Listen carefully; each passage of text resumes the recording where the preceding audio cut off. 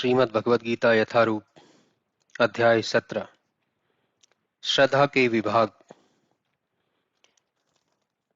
अर्जुन ने कहा, हे कृष्ण, जो लोग शास्त्र के नियमों का पालन न करके अपनी कल्पना के अनुसार पूजा करते हैं, उनकी स्थिति कौन सी है? वे सतोगुणी हैं, रजोगुणी हैं या तमोगुणी? भगवान ने कहा, देहधारी जीव द्वारा अर्जित गुणों के अनुसार उसकी श्रद्धा 3 प्रकार की हो सकती है, सतोगुणी, रजोगुणी तथा तमोगुणी। अब इसके विषय में मुझसे सुनो। हे भरतपुत्र, विभिन्न गुणों के अंतर्गत अपने अपने अस्तित्व के अनुसार मनुष्य एक विशेष प्रकार की श्रद्धा विकसित करता है। अपने द्वारा अर्जित गुणों के अनुसार ही वह जीव विशेष श्रद्धा से युक्त कहा जाता है। सतोगुणी व्यक्ति देवताओं को पूजते हैं, रजोगुणी यक्षों व राक्षसों की पूजा करते हैं तथा तमोगुणी व्यक्ति भूत प्रेतों को पूजते हैं।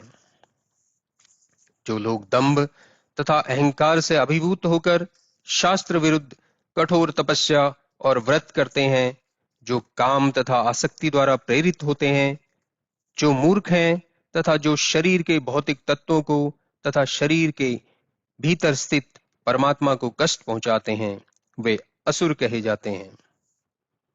यहां तक कि प्रत्येक व्यक्ति जो भोजन पसंद करता है, वह भी प्रकृति के गुणों के अनुसार 3 प्रकार का होता है। यही बात यज्ञ, तपस्या तथा दान के लिए भी सत्य है। अब उनके भेदों के विषय में सुनो। जो भोजन सात्विक व्यक्तियों को प्रिय होता है, वह आयु बढ़ाने वाला, जीवन को शुद्ध करने वाला तथा बल, स्वास्थ्य, सुख तथा तृप्ति प्रदान करने वाला होता है। ऐसा भोजन रसमय, स्निग्ध, स्वास्थ्यप्रद तथा हृदय को भाने वाला होता है। अत्यधिक तिक्त, खट्टे, नमकीन, गरम, चटपटे, शुष्क तथा जलन उत्पन्न करने वाले भोजन रजोगुणी व्यक्तियों को प्रिय होते हैं। ऐसे भोजन दुख, शोक तथा रोग उत्पन्न करने वाले हैं।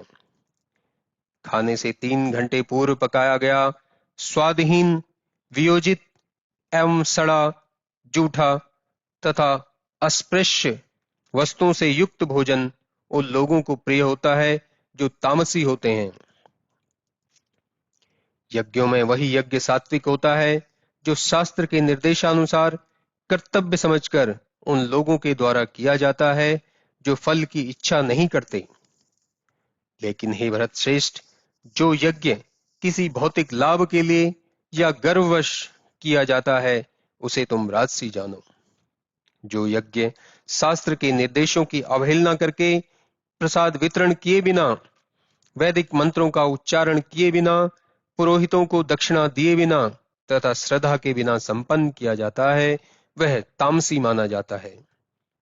परमेश्वर, ब्राह्मणों, गुरु, माता पिता जैसे गुरुजनों की पूजा करना तथा पवित्रता, सरलता, ब्रह्मचर्य और अहिंसा ही शारीरिक तपस्या है। सच्चे, भाने वाले, हितकर तथा अन्यों को शुभ न करने वाले वाक्य बोलना और वैदिक साहित्य का नियमित पारायण करना, यही वाणी की तपस्या है। तथा संतोष, सरलता, गंभीरता, आत्मसंयम एवं जीवन की शुद्धि, ये मन की तपस्याएं हैं। भौतिक लाभ की इच्छा न करके तथा केवल परमेश्वर में प्रवृत्त मनुष्यों द्वारा दिव्य श्रद्धा से संपन्न यह 3 प्रकार की तपस्या सात्विक तपस्या कहलाती है। जो तपस्या दंभ पूर्वक तथा सम्मान, सत्कार एवं पूजा कराने के लिए संपन्न की जाती है, वह राजसी अर्थात रजोगुणी कहलाती है। यह न तो स्थायी होती है न शाश्वत। मूर्खतावश आत्म उत्पीड़न के लिए या अन्यों को विनिष्ट करने या हानि पहुंचाने के लिए जो तपस्या की जाती है, वह तामसी कहलाती है। जो दान कर्तव्य समझकर किसी प्रत्युपकार की आशा के बिना समुचित काल तथा स्थान में और योग्य व्यक्ति को दिया जाता है वह सात्विक माना जाता है, किंतु जो दान प्रत्युपकार की भावना से या कर्म फल की इच्छा से या अनिच्छा पूर्वक किया जाता है वह रजोगुणी कहलाता है, तथा जो दान किसी अपवित्र स्थान में अनुचित समय में किसी अयोग्य व्यक्ति को या बिना समुचित ध्यान तथा आदर से दिया जाता है वह तामसी कहलाता है।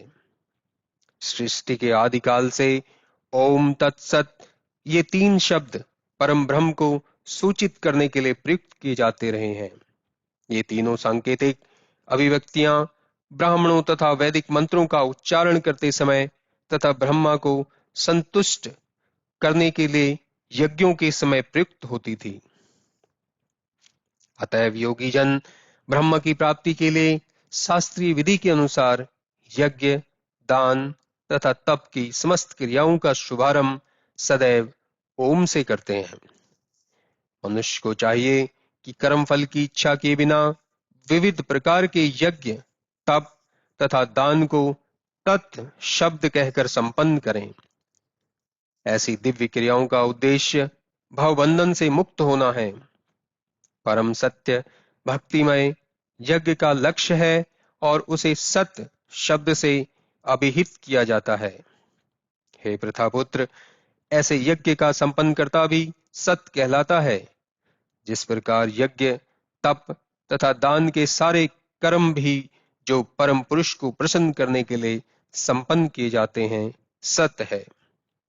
हे पार्थ, श्रद्धा के बिना यज्ञ, दान या तप के रूप में जो भी किया जाता है वह नश्वर है, वह असत कहलाता है और इस जन्म तथा अगले जन्म दोनों में ही व्यर्थ जाता है।